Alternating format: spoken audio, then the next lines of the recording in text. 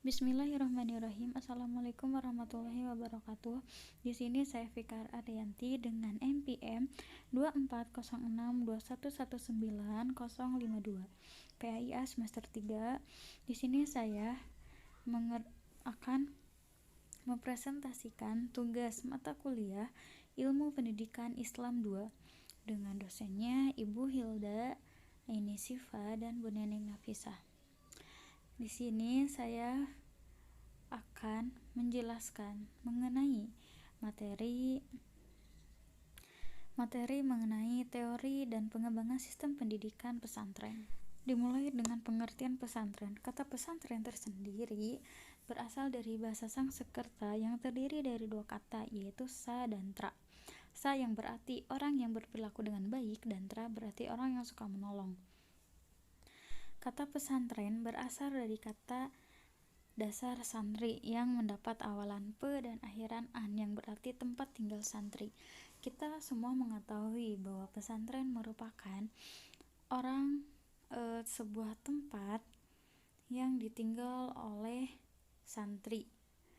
Santri pada sekolah umum yaitu disebut dengan siswa, sedangkan di pesantren siswa itu disebut dengan santri. Pesantren sudah ada sejak zaman dahulu. Pesantren memang dikhususkan kepada santri-santri yang mondok, yang berarti jauh dari tempat tinggalnya. Khususnya di pesantren kita mempelajari ilmu khusus mengenai keagamaan. Lalu di pesantren kita tidak hanya berisikan seorang santri, tetapi seorang guru di pesantren disebut dengan seorang kiai atau seorang ustadz yang mengurus pesantren dan yang mengajari pesantren tersebut. Perkembangan sistem pendidikan di pesantren ada 3, yaitu keislaman, keindonesiaan, dan keilmuan.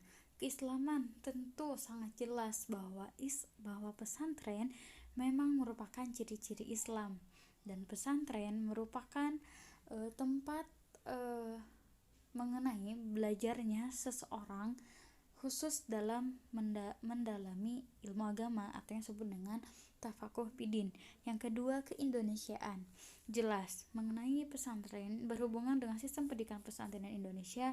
Memang pesantren kita memiliki unsur-unsur keindonesiaan yang meliputi dari bangunannya, meliputi dari cara kita mengajarnya menggunakan bahasa Indonesia atau bahasa Arab itu sendiri yang berkaitan dengan keislaman.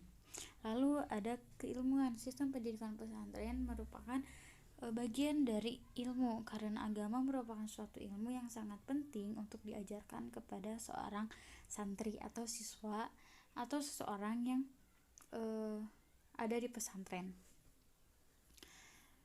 Keilmuan memang sangat berkaitan dengan sistem pendidikan pesantren, karena sistem pendidikan pesantren pun bertumpu pada sebuah keilmuan. Di pesantren tidak lain memang mengajarkan suatu ilmu-ilmu yang mengkhususkan ilmu agama seperti akhlak, tafsir, hadis, nahwu shorof, bahasa Arab, dan yang lain-lainnya. Pengertian pesantren menurut para ahli. Yang pertama, menurut Haji Rohadi Abdul Fattah, beliau mengatakan pesantren berasal dari kata santri yang dapat diartikan tempat santri.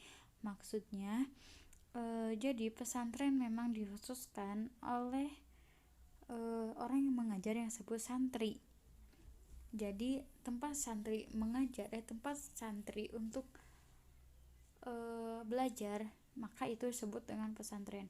Lalu yang kedua, menurut Abu Ahmadi, beliau memberikan pengertian pesantren sebagai suatu sekolah bersama untuk mempelajari ilmu agama, mencakup ruang gerak yang luas dan mata pelajaran yang dapat diberikan dan meliputi hadis, ilmu kalam, fikih, dan ilmu tasawuf. Menurut Abu Ahmadi, beliau mengatakan bahwa pesantren merupakan suatu sekolah bersama yang khususnya mempelajari ilmu-ilmu keagamaan yang meliputi hadis, ilmu kalam, fikih, nahwu shorof, ilmu tasawuf, bahasa Arab, tafsir dan lain sebagainya. Lalu kemudian menurut M. Ridwan Nasir mengatakan bahwa pondok pesantren adalah gabungan dari pondok dan pesantren. Menurut beliau, pesantren merupakan gabungan dari kata pondok dan pesantren. Pondok yang artinya mondok atau menginap pada suatu tempat, sedangkan pesantren artinya tempat mempelajari ilmu keagamaan. Lalu yang terakhir, menurut Abdurrahman Wahid, beliau memberikan definisi pesantren adalah sebuah kompleks dan lokasinya terpisah dari kehidupan sekitar. Jadi, menurut beliau bahwa pesantren merupakan tempat yang jauh dan terpisah dari kehidupan si anak didik tersebut atau si anak pesantren tersebut. Jadi, si anak pesantren tersebut mempelajari ilmu agama dari rumahnya, dari lingkungannya, dan dari tempat ia tinggal, agar anak didik atau santri tersebut fokus dalam mempelajari ilmu agama yang ia pelajari di pesantren tersebut. Lalu kemudian fungsi pesantren dalam dunia pendidikan. Menurut Mas Tuho, pesantren berfungsi sebagai lembaga sosial dan penyiar agama, yaitu amar ma'ruf nahi mungkar. Sedangkan menurut Azra ada 3 fungsi pondok pesantren. Yang pertama yaitu sebagai transmisi ilmu Islam, yang kedua pemeliharaan tradisi Islam, dan yang ketiga sebagai reproduksi agama Islam.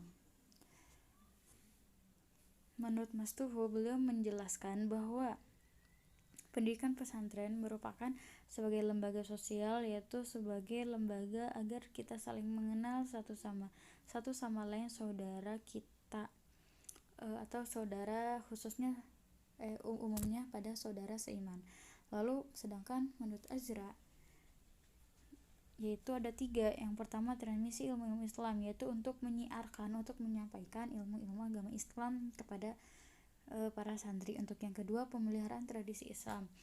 Di pesantren biasanya pada umumnya memang biasanya sudah menjadikan pesantren sebagai tempat pemeliharaan penjagaan agama Islam. Lalu yang ketiga sebagai reproduksi agama. Memang sudah jelas bahwa pesantren memang reproduksi agama. Lalu ada sistem nilai di pesantren. Sistem nilai dalam pesantren adalah sebuah pranata yang muncul dari agama dan tradisi Islam. Secara khusus, menurut Nurholis Majidin menjelaskan bahwa akar kurtular dari sistem nilai yang dikembangkan oleh pesantren ialah Ahlus Sunnah wal Jamaah. Jadi sistem nilai di pesantren adalah sebuah pranata yang muncul dari agama dan tradisi Islam itu sendiri. Sedangkan menurut salah satu ahli yaitu Nurholis menjelaskan bahwa sistem nilai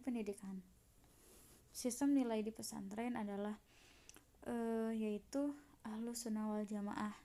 Kata Ahlus Sunnah wal Jamaah sudah tidak asing lagi bagi kita semuanya, karena memang Ahlus Sunnah wal Jamaah merupakan sebuah golongan, sekumpulan umat yang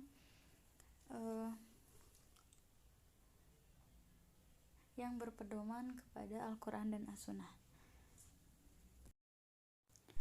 Kemudian ada tujuan pendidikan pesantren, sebagaimana sabda Nabi, taraktum fikum amroini lang tadillu ma tamassaktum bihima, kitabullah wa sunnati Rasulullah. Artinya, aku tinggalkan untuk kalian 2 perkara, tidaklah kalian atau kamu tersesat selama-lamanya jika kalian berpegang kepada keduanya, yaitu kitab Allah dan sunnahku.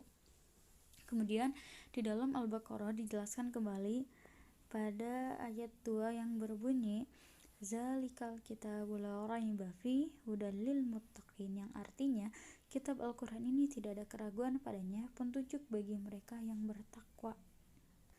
Dapat dinyatakan bahwa tujuan pendidikan pesantren tidak hanya semata-mata bersifat agama saja, akan tetapi memiliki